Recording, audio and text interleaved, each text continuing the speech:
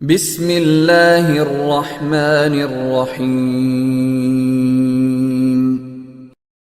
السلام علیکم ورحمۃ اللہ وبرکاتہ۔ الحمد للہ وکفی وسلام علی عبادہ الذین اصطفی، اما بعد۔ حاضرین و ناظرین، یہ درس قرآن نمبر 82 ہے، 82، اور آج سورۃ البقرہ کی آیت نمبر 90 کی تلاوت اور تشریح ہوگی۔ اعوذ باللہ من الشیطان الرجیم، بسم اللہ الرحمن الرحیم۔ بئس ما اشتروا به انفسهم ان يكفروا بما انزل الله بغيا ان ينزل الله من فضله على من يشاء من عباده فباءوا بغضب على غضب وللكافرين عذاب مهين۔ صدق اللہ العظیم۔ لفظی ترجمہ یوں ہے، بئس ما اشتروا، بری ہے وہ چیز کہ بیچا انہوں نے بھی اس کے بدلے، انفسہم اپنے نفسوں کو، ان یکفروا کہ وہ کفر کرتے ہیں، بما اس چیز کے ساتھ جو انزل اللہ نازل کی اللہ نے، بغین حسد کرتے ہوئے، ان ینزل کہ نازل کرے اللہ، من فضلہ ان ینزل اللہ کہ نازل کرے اللہ، من فضلہ اپنا فضل، علی من یشاء اوپر جس کے چاہے، من عبادہ اپنے بندوں میں سے، فباؤ چنانچہ وہ پھرے، بغضب غضب کے ساتھ، علی غضب اوپر غضب کے، وللکافرین اور کافروں کے لیے ہے عذاب مہین، رسوا کن عذاب۔ ترجمہ یوں ہے، جس چیز کے بدلے انہوں نے اپنے تئیں بیچ ڈالا وہ بہت بری ہے، یعنی اس حسد اور جلن سے کہ اللہ اپنے بندوں میں سے جس پر چاہتا ہے اپنی مہربانی نازل فرماتا ہے۔ اللہ کی نازل کی ہوئی کتاب سے کفر کرنے لگے تو وہ اس کے غضب، بالائے غضب میں مبتلا ہو گئے، اور کافروں کے لیے ذلیل کرنے والا عذاب ہے۔ اس آیت میں 4 باتیں بتلائی گئی ہیں۔ پہلی بات، بری ہے وہ قیمت جس کے بدلے انہوں نے اپنی جانوں کو بیچ ڈالا ہے۔ دوسری بات، یہ اللہ کی نازل کی ہوئی کتاب کا صرف اس جلن کی بنا پر انکار کر رہے ہیں کہ اللہ اپنے فضل کا کوئی حصہ اپنے بندوں میں سے جس پر چاہ رہا ہے کیوں اتار رہا ہے۔ تیسری بات، چنانچہ یہ اپنی اس جلن کی وجہ سے غضب بالائے غضب لے کر لوٹے ہیں۔ چوتھی بات، کافی لوگ ذلت آمیز سزا کے مستحق ہیں۔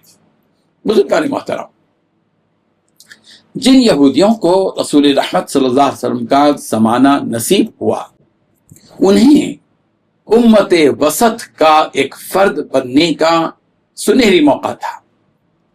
اگر وہ رسول رحمت صلی اللہ علیہ وسلم کے نبی ہونے کی تصدیق کر لیتے ہیں اور آپ علیہ الصلوۃ والتسلیم کا انکار کرنے کے بجائے آپ علیہ الصلوۃ والتسلیم پر ایمان لا لیتے، اور آپ علیہ الصلوۃ والتسلیم کی مخالفت اور دشمنی کے بجائے آپ علیہ الصلوۃ والتسلیم کی مدد و نصرت کر لیتے، تو اللہ کے مقبول بندے بن جاتے۔ لیکن ان بد نصیبوں نے بہترین چیز کے بدلے بدترین چیز اختیار کی، اور ان کی اس دشمنی اور انکار کے پیچھے کوئی معقول وجہ بھی نہیں تھی، صرف ان کے دلوں میں موجود حسد، بغض، غرور اور انانیت اور غرور، جس کی وجہ سے وہ محروم ہو گئے اتنی بڑی نعمت سے۔ ان یہودیوں کو علم اور یقین تھا کہ رسول رحمت صلی اللہ علیہ وسلم اللہ کے رسول ہیں، مگر محض دشمنی، حسد اور غرور نے انہیں آپ علیہ السلام کو نبی تسلیم کرنے سے محروم کر دیا۔ انہیں صرف اس بات پر حسد ہوا کہ اللہ تعالیٰ نے آخری نبی رسول عربی محمد صلی اللہ علیہ وسلم کو کیوں بنا دیا، حالانکہ اللہ تعالیٰ اپنے بندوں میں سے جس پر چاہیں اپنا فضل فرما دے، ان کے ارادے کو کون ٹال سکتا ہے، اور ان کے فیصلے کو کون رد کر سکتا ہے، کون ریجیکٹ کر سکتا ہے۔ سورۃ البقرہ کی آیت نمبر 213 سے بھی اس آیت کی وضاحت ملتی ہے۔